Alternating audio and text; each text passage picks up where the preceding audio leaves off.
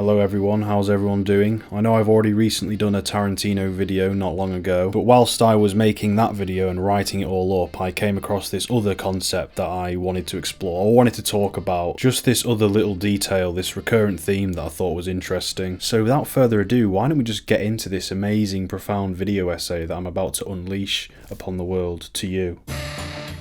It's the idea of culture and the very knowledge of historical art being used as a tool that aids the protagonists of his films and hinders the antagonists. This big boy film theory idea was sparked in my brain whilst I was watching this particular scene from Django Unchained. It's the scene where Dr. Schultz and Django have had their cover blown at Candyland, and they're in the process of purchasing Broomhilda. So Dr. Schultz, who has been posing as this Mandingo enthusiast for the latter half of the film, can be seen being openly bitter now that he doesn't have to put up a front. He's been evidently disgusted and horrified at the things he's seen Calvin Candie do or promote during the entire time that he's been in his company. And for the sake of not blowing his cover, he's had to sit there and just watch all of this horrendous, deplorable shit happen. And because he's posing as this Mandingo slaver, he can't even bat an eyelid because this is supposed to be the norm. And you see him every now and then almost being more disgusted than Django because this is kind of new to Dr. Schultz. Yeah, I think Django even says, yeah, he's not used to Americans.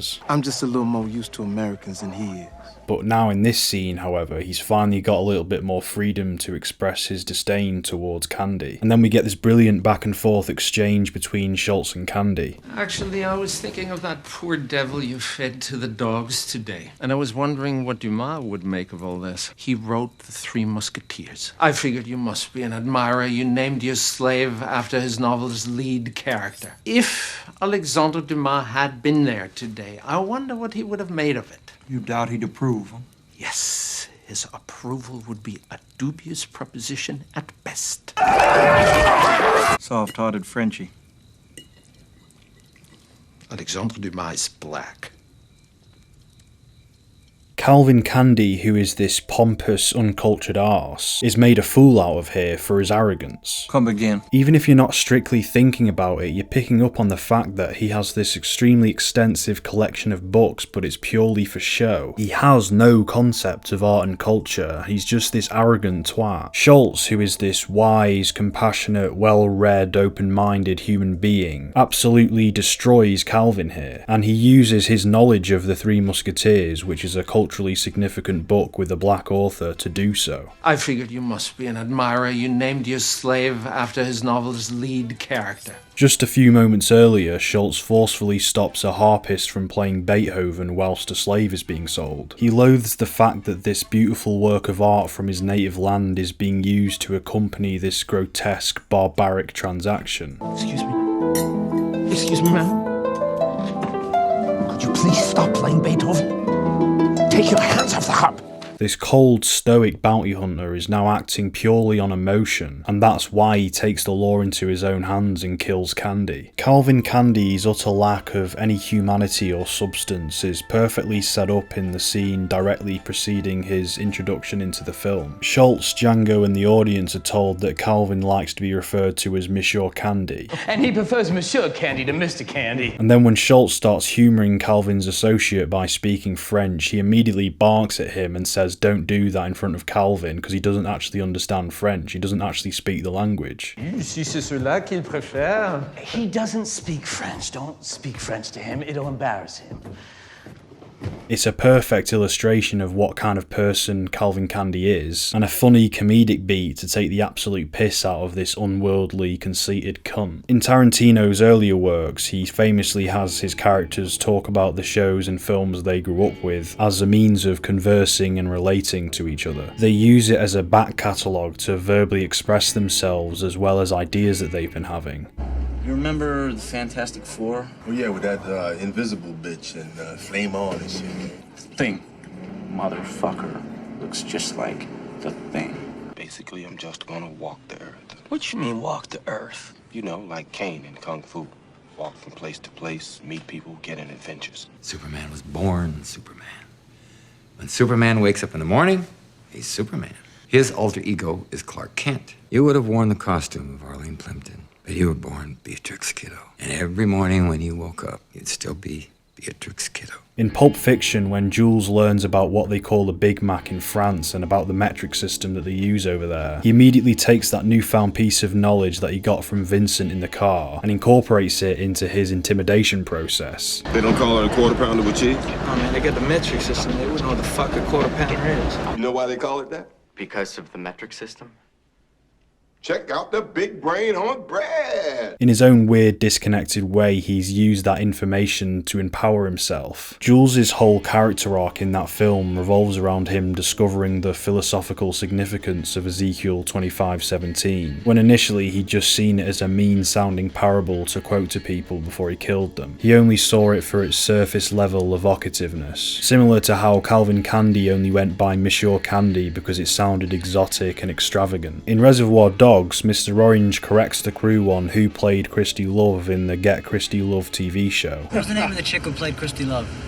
Pam Grier. No, it wasn't Pam Grier. Pam Grier was the other one. Pam Grier did the film. Christy Love was like a Pam Grier TV show without Pam Grier. So, who was Christy Love? What the fuck should I know? Again, weirdly enough, knowledge of pop culture has become a tool that Mr. Orange has used here to better ingratiate himself into this criminal gang as an undercover cop. Whoever it was, it doesn't matter. She looked exactly like Elois. Anne Francis. No, that was Honey West. Aunt Frances is white. Shut up. All right, I'm trying to tell a story here. She looked exactly like Elois. Anyway.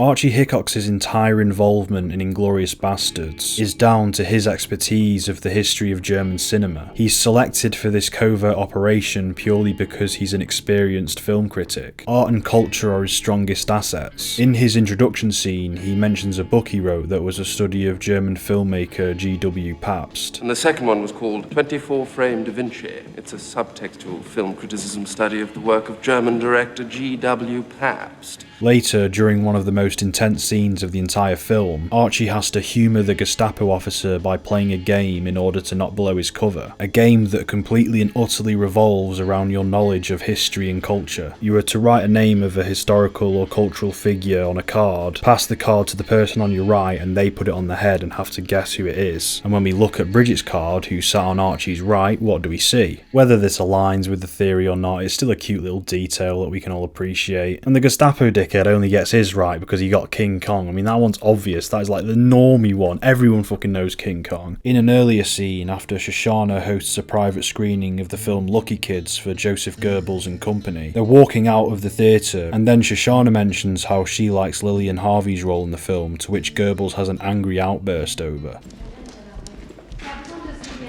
Lillian Harvey! Lillian Harvey was a German actress who, before immigrating to France and then later the USA, was put under close observation by the Gestapo as she was keeping in contact with her Jewish colleagues. After she emigrated, she was to be deprived of her German citizenship due to her performing for French troops. It's funny to see the blatant irony as Goebbels switches from exuberant to outrage in a heartbeat just because her name was mentioned.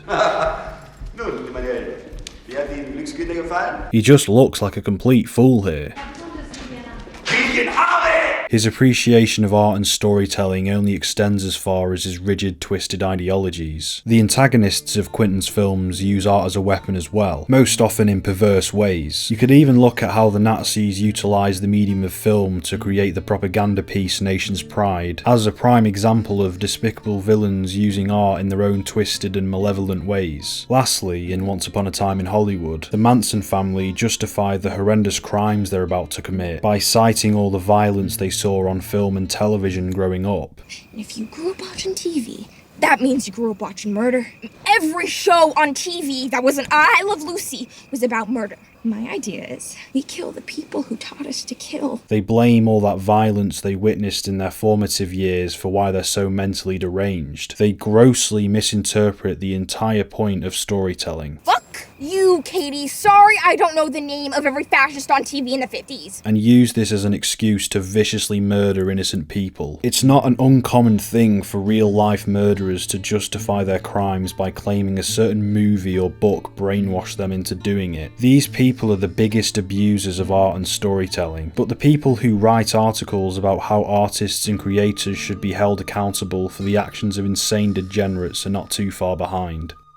Overall, regardless of whether or not Tarantino intended any of this, it still makes for an interesting case study on how he envisions characters. They're so moulded by the culture that they were born into that these specific movies and TV shows and pieces of music are so deeply intertwined with their identities. For them, knowledge of art and storytelling is a way of communication, expression, empowerment, and enlightenment. And for the antagonists, it's a means of domination and destruction. This might just be one of the many elements that make Tarantino's characters pop off the screen to the extent that they do. There are no other filmmakers in Hollywood who conceive characters in these specific incarnations. Anyway, that's just my 2 cents on the whole Tarantino debacle. Might be completely wrong, or it might be absolutely 100% right, and therefore no one should dispute me. So yeah, be gone those who deny.